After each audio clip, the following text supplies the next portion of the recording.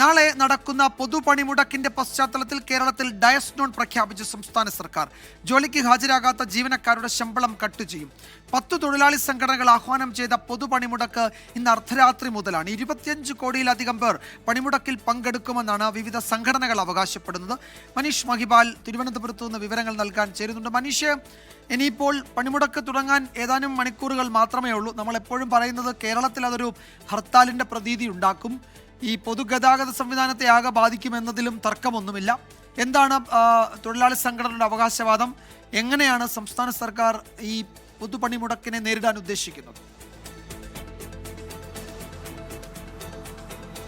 വിജയകുമാർ, ഈ ഡയസിനുള്ളൊരു സ്വാഭാവിക നടപടിയാണ്. അത് സംസ്ഥാന സർക്കാരിനെ സംബന്ധിച്ച് അത് മുൻ കാര്യങ്ങളിലൊക്കെ തന്നെ ഈ ഇങ്ങനെ ഹർത്താലോ അല്ലെങ്കിൽ പൊതു പണിമുടക്ക് ദിവസങ്ങളിലൊക്കെ തന്നെ ഡയസിനോട് ഇതിനു മുൻപൊക്കെ തന്നെ പ്രഖ്യാപിച്ചിട്ടുണ്ട്.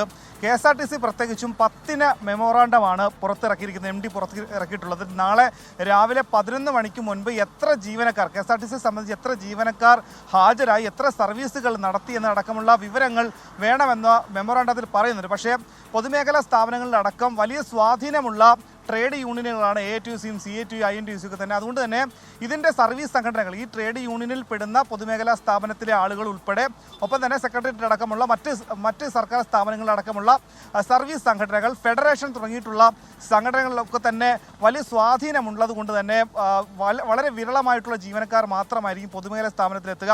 അതുകൊണ്ട് തന്നെ KSRTC സർവീസ് നടത്തുന്നതും വളരെ വിരളമായിരിക്കും. ഇതിനോടകം തന്നെ ഈ KSRTC വകുപ്പ് മന്ത്രി പറഞ്ഞതിനെ തള്ളിക്കൊണ്ട് LDF കൺവീനർ കൂടി രംഗത്തെത്തിയിരുന്നു. അതുകൊണ്ട് തന്നെ ഇന്ന് സംസ്ഥാനത്ത് സ്വകാര്യ ബസ്സുകൾ ഓടിയിരുന്നില്ല. നാളെ ഓടുമോ എന്ന കാര്യത്തിൽ ജനങ്ങൾക്ക് ആശങ്കയുണ്ടായിരുന്നു. പക്ഷേ ഈ സ്വകാര്യ മേഖലയിലും സ്വകാര്യ ബസ്സുകളുടെ സംബന്ധിച്ചു അവിടെയും ഈ ട്രേഡ് യൂണിയനുകൾ ശക്തമായതുകൊണ്ട് നാളെ സ്വകാര്യ ബസ്സുകൾ നിരത്തിലിറങ്ങാനുള്ള സാധ്യത കുറവാണ്. KSRTC ഉണ്ടാക്കാൻ അങ്ങനെ പൊതുഗതാഗതം താറുമാറാകുന്ന അവസ്ഥ 2 ദിവസം, ഇന്നും നാളെയും, നാളെ രാത്രി 12 മണിവരെയും ഈ രീതിയിലുള്ള ഗതാഗത സ്തംഭനം സംസ്ഥാനത്തുണ്ടാകും. പക്ഷേ സ്വകാര്യ വാഹനങ്ങൾ കൂടി നിരത്തിലിറങ്ങരുത് എന്നൊരു ആവശ്യമാണ് CATU ആഹ്വാനം ചെയ്യുന്നത്. പക്ഷേ സ്വകാര്യ വഴി ഇറങ്ങുന്ന വാഹനങ്ങളെ തടയുകയില്ല.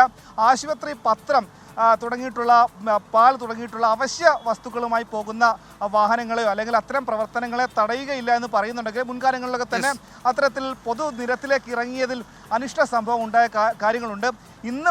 ഇന്നും പല സ്ഥലത്തും ആളുകൾ സ്വകാര്യ വാഹനങ്ങൾ, അതായത് സ്വകാര്യ ബസ്സുകൾ ഇല്ലാത്തത് കൊണ്ട് കുടുങ്ങിക്കിടക്കേണ്ട സാഹചര്യത്തിൽ അവിടെ KSRTC എത്തി പലയിടത്തും സർവീസ് നടത്തിയിരുന്നു. പക്ഷേ നാളത്തെ ദിവസമാണ് KSRTC-യും സ്വകാര്യ ബസ്സുകളും ഒരുപോലെ ഇല്ലാത്ത ദിവസം. അത് ഗതാഗതത്തെ കൂടുതലായി ബാധിക്കുന്നു എന്നുള്ള പ്രധാനപ്പെട്ട കാര്യമുണ്ട്. ഒപ്പം തന്നെ കടകമ്പോളങ്ങൾ പൂർണ്ണമായി അടഞ്ഞു കിടക്കുന്നു. ഇതുമായി ബന്ധപ്പെട്ട് BMS ഒഴികെയുള്ള എല്ലാ ട്രേഡ് യൂണിയനിലും പങ്കെടുക്കുന്നതുകൊണ്ട് തന്നെ അത് സർവ്വ മേഖലയിലും, കേരളത്തിലെ സമസ്ത മേഖലയിൽ അതൊരു ബന്ദ് മാതൃകയിൽ തന്നെ ഉണ്ടാകും എന്നുള്ള കാര്യം ഏറെക്കുറെ ഉറപ്പ് തന്നെയാണ്. ശരിയാണ് മനീഷ് സൂചിപ്പിച്ചതുപോലെ ഇപ്പോൾ പൊതുഗതാഗതത്തെ ബാധിക്കും, അതുപോലെ ഓഫീസുകളുടെ പ്രവർത്തനത്തെ ബാധിക്കും.